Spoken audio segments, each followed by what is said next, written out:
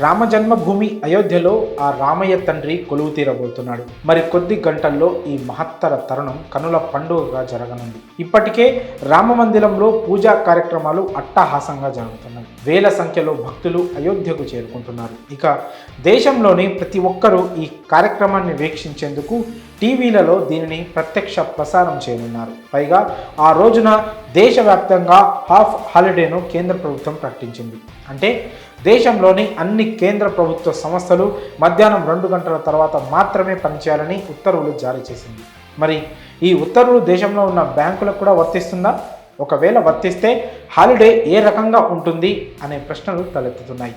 జనవరి 22వ తేదీన యావత్ భారతదేశం గర్వించే విధంగా అయోధ్య రామ మందిర ప్రతిష్టాపన జరగనుంది. ఈ క్రమంలోనే దేశంలోని అన్ని సంస్థలకు హాఫ్ హాలిడేను ప్రకటించారు. కాబట్టి ఆ రోజు మధ్యాహ్నం నుంచి అన్ని సంస్థలు పనిచేయనున్నాయి. మరి ఆ రోజు బ్యాంకులు పనిచేస్తాయా లేదా? ఒకవేళ పనిచేస్తే బ్యాంకులు కూడా సగం రోజునే ఓపెన్ అవుతాయా అనే విషయాలపై ఎటువంటి క్లారిటీ ఇవ్వలేదు. కేంద్ర ప్రభుత్వం ఆదేశించిన విధంగానే ఇప్పటికే దాదాపు అన్ని సంస్థలకు, స్కూల్స్ మరియు కాలేజెస్కు హాలిడేలను ప్రకటించారు.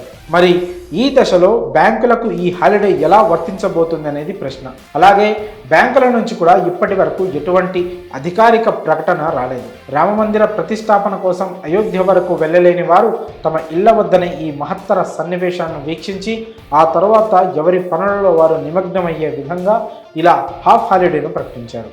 అంటే ఆ రోజు మధ్యాహ్నం నుంచి అన్ని ఆఫీసులు పనిచేస్తాయి. కానీ బ్యాంకుల విషయంలో మాత్రం ఇంకా ఎటువంటి క్లారిటీ రాలేదు. అంతేకాకుండా రాముల వారి ప్రాణప్రతిష్ఠ రోజున అందరూ వాళ్ళ ఇళ్ల వద్ద పూజలు నిర్వహించాలని కూడా తెలియజేశారు. ఇప్పటికే అయోధ్య రాముడి ఆశీర్వాదంగా దాదాపు దేశంలోని అందరి ఇళ్లకు అక్షింతలను అందజేశారు. కాబట్టి అయోధ్యకు వెళ్లే అవకాశం లేని భక్తులంతా ఆ రోజున వారి ఇళ్ల వద్దనే భక్తి శ్రద్ధలతో ఈ పూజా కార్యక్రమాలను చేపట్టేందుకు సిద్ధంగా ఉన్నారు.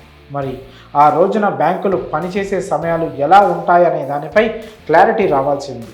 మరి ఈ విషయంపై మీ అభిప్రాయాలను కామెంట్స్ రూపంలో తెలియజేయండి.